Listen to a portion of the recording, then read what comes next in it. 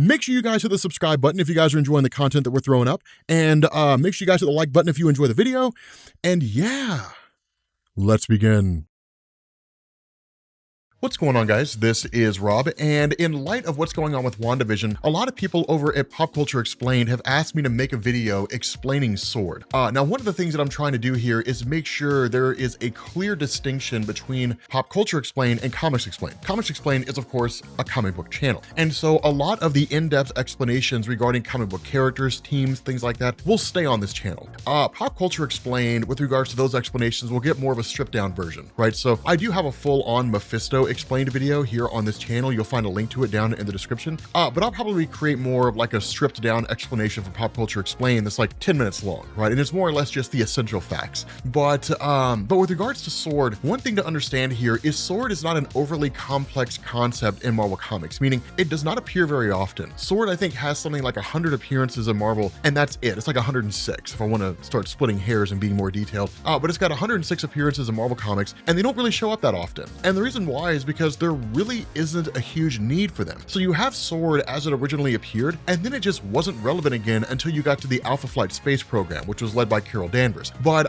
the original S.W.O.R.D was introduced by Joss Whedon and John Cassaday and first appeared in Astonishing X-Men issue #1. And this all went into something called Breakworld, which was basically a guy by the name of S.W.O.R.D. And the idea was that at some future point in time, S.W.O.R.D had come to realize that a mutant would lead to the destruction of his world. And so in order to keep that from happening, he intended to come to Earth and basically obliterate the world, so he didn't really have to worry about it at all. What ended up happening here is that we were introduced to Abigail Brand by way of Nick Fury. Now, the way that S.W.O.R.D was initially introduced to us is that if S.H.I.E.L.D. monitors threats on Earth from various teams, right, Advanced Idea Mechanics, Hydra, Factor 3, different things like that, then the purpose of S.W.O.R.D was to monitor space. And that's why S.W.O.R.D's name originally stood for the Sentient World Observation and Response Department. They would basically monitor all these different worlds out there that existed across the universe and the galaxy, and if any of them posed a credible threat to Earth, then S.W.O.R.D would intervene. And S.W.O.R.D's reach was pretty far, right? They would actually have spies in like a lot of the major empires. The Shi'ar Empire, the Kree Empire, the Skrull Empire, they had spies all over the place. And they would basically feed information back to S.W.O.R.D's leader, a woman by the name of Abigail Brand. And Abigail Brand was a mutant. She had the ability to create kind of like a plasma flame on her hands. But the biggest benefit of Abigail Brand is her tongue was shaped in such a way to where she could basically understand and translate any alien language. Now, it's not any language ever in general, right? That's a power that belongs to Cypher, right? He understands every language in existence. Abigail Brand was only able to understand alien language, right? So beings that do not originate on Earth. But that's why she was ultimately chosen to lead the program, because what better person to have in the position of somebody who's going to be monitoring extraterrestrial worlds than a person who can translate extraterrestrial languages?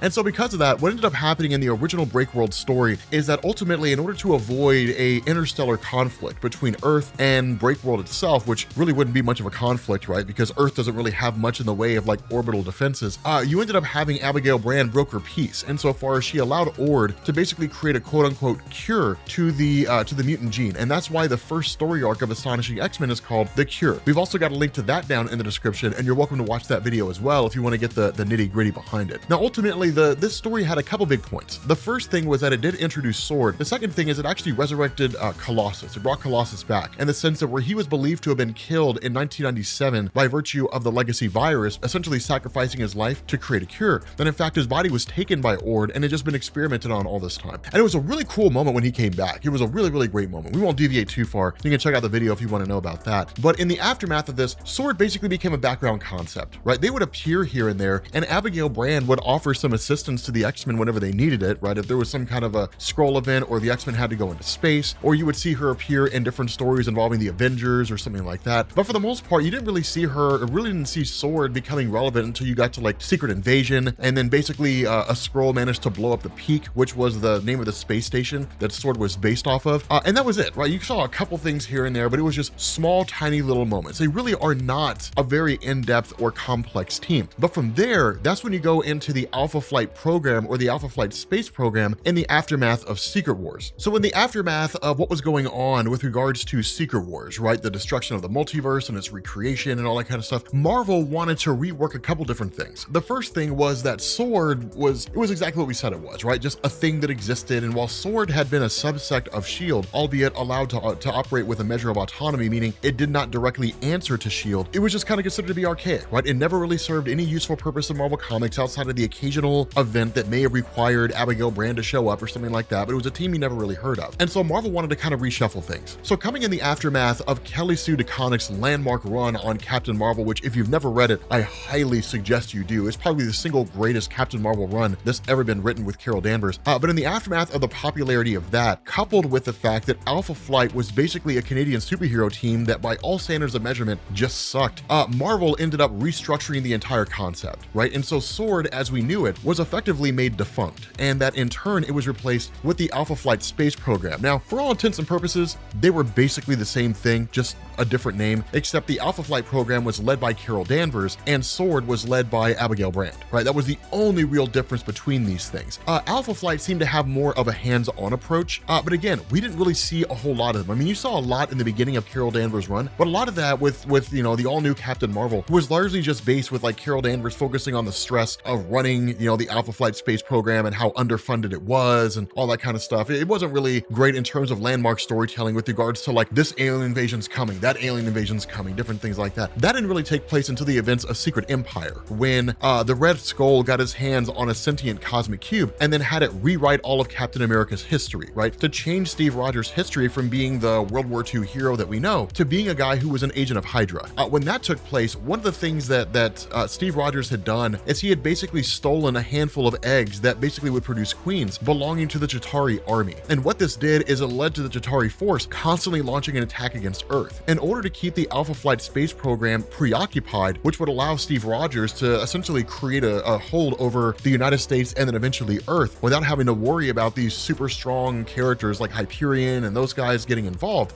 He essentially tricked Congress into creating a force field around the Earth that would keep the Earth protected and would help bolster the defenses of the Alpha Flight space program. And so when that shield was erected, the ability for it to be taken down was nullified, right? Captain America was like the only one who could do it. And this basically stranded the Alpha Flight space program members between the constantly, you know, just this constant bombardment of Chitauri forces and like the force field. And they were basically trying to keep, you know, trying to fight off these Chitauri forces under the belief that the sheer number of these guys who were constantly just throwing themselves against the shield would eventually lead to its collapse. I mean, all the while being totally unaware of what Steve Rogers was doing on Earth, right? And so that was really the big point of them. And you actually ended up seeing the space station of the Alpha Flight program destroyed. This basically led to the members of the Alpha Flight space program being stuck on Earth for a little while. And then ultimately Carol Danvers stepped down when you ended up getting into the story that came with Captain Marvel Volume 10 and Marvel basically reworking the character of Carol Danvers to essentially be a copy of her version in the Marvel Cinematic Universe, where instead of her getting her powers from essentially the original Captain Marvel, Marvel of the Kree, that instead she was part Kree, right? They just kind of reworked all that. But when that knowledge became public, she ultimately ended up stepping down. Abigail Brand took her place, and then Abigail Brand quit, and then Henry Peter Gyrick, the original, well, really just one of the original old school X-Men villains, ended up becoming the new leader of it all. But there's not a whole lot going when it comes to S.W.O.R.D. Now, if we want to expand this conversation, offer a little more meat and potatoes to this, we can really invoke what's going on in WandaVision, right? With the Sentient Weapon Observation and Response Division is what it's called. The issue with this is we don't really know anything about it. S.W.O.R.D as we know it in the Marvel Cinematic Universe, this is our first real indication of its existence, right? The only thing we had before this was a post-credit scene where you had Nick Fury just basically getting up on a space station, and that was it, right? That's all that we had. We don't really know the full brunt of what S.W.O.R.D does in the MCU outside of its namesake, which seems to be monitoring sentient weapons. And the actions of Wanda Maximoff in the Marvel Cinematic Universe with regards to the WandaVision show has drawn their attention. Now, the extent of this, how it's all going on at the time that we're recording this video, we don't really know, right? But we're like 3 days away from episode 4, and I'm sure that'll be a flashback to kind of show us how S.W.O.R.D got involved, what S.W.O.R.D does, all that kind of good stuff, explaining all those bits and pieces. A lot of the things we can kind of assemble on our own, right? We know that like Monica Rambeau is basically an agent of S.W.O.R.D that seems to have been sent there. Herb is probably a S.W.O.R.D member as well. And Agatha Harkness is probably working on behalf of S.W.O.R.D, and that they were all sent in, but much like with Monica, as soon as they entered this force field, their minds were basically wiped and they became the characters that were created for them by Wanda Maximoff, which really explains why it is that Monica seemed to understand things when she made that comment about Quicksilver and Ultron, that she seemed to be kind of confused, right? Like remembering it as she was saying it. That's probably the reason why she was kind of regaining relaying her memories at that point in time. The question is why, right? Like why that happened to take place. Most likely because when Wanda was talking about her brother, she was distracted, and that led to her control over Monica sort of releasing for him for a brief moment, much in the same way it did with Dottie when the radio started going off and then Dottie returned back to her normal self for a brief moment. But whatever the case happens to be, we don't really know a whole lot about what's going on with S.W.O.R.D and the Marvel Cinematic Universe. We will as time goes on, and I guarantee we'll have an exceedingly solid understanding of what S.W.O.R.D is about by the time we enter WandaVision. The real question to ask here is what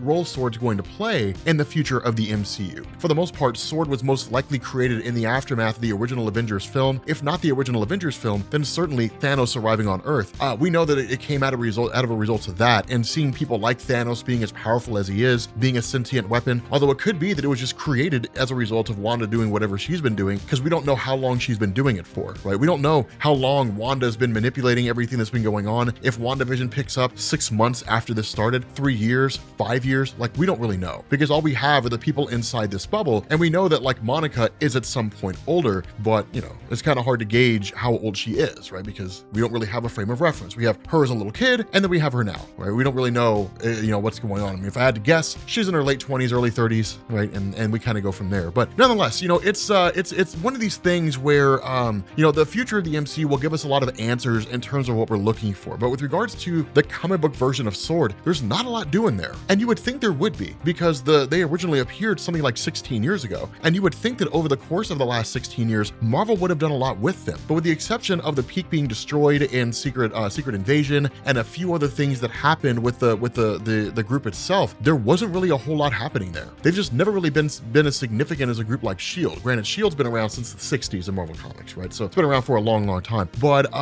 yeah, I mean, there's just not a whole lot going there. So with that being said, guys, if you guys are interested in checking out Pop Culture Explained, all of our theories on WandaVision and things like that, make sure you guys check the end screens here and the video. And we're going to bring this to an end. If you guys are new here to Comics Explained, make sure you guys hit the sub button to become part of the Rob Corps. If you guys enjoyed this video, make sure you drop a like, and I will catch you all later.